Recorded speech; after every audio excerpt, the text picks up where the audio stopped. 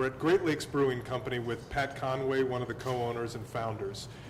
Great Lakes started in 1988, and soon after, they started making a spicy ale called Christmas Ale.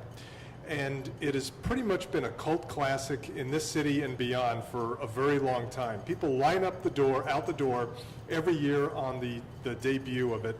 And Pat, what makes it so special in this city and beyond?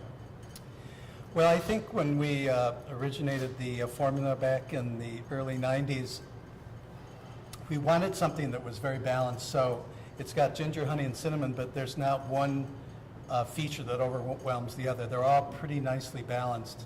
And I think that plus the exclusivity of it, because we only sell it for 8 weeks, has heightened the interest and, of course, of the award-winning taste. How do you feel about being a trendsetter? Because obviously you look around at all the breweries here in Northeast Ohio.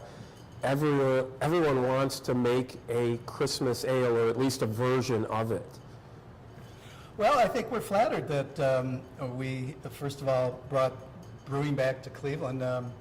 This was a huge brewing center in the 1860s. We had 30 breweries. When we first opened, I think there was 3 dozen breweries in the country. Now there's close to 4,000. So I think we were way ahead of the curve, and we did it well. And so the fact that so many other people are jumping on board with their own interpretations of Christmas beer, I think is flattering. In Concourse C, there's a Great Lakes Brewing Company. It's a license agreement. It's somebody else's business, but they can use our name provided they only sell our beer, wear our uniforms, and carry some of our menu items. So I said to the airport officials, if you can get on a plane with a bottle of scotch, why can't you get on with a six-pack? Because you're already through security. And they went, no one ever asked. So now, if you're out in Concourse C at Great Lakes Brewing, you can get a six-pack to go. So this chap was in a couple years ago from California, I think San Francisco. The bartender told me the story.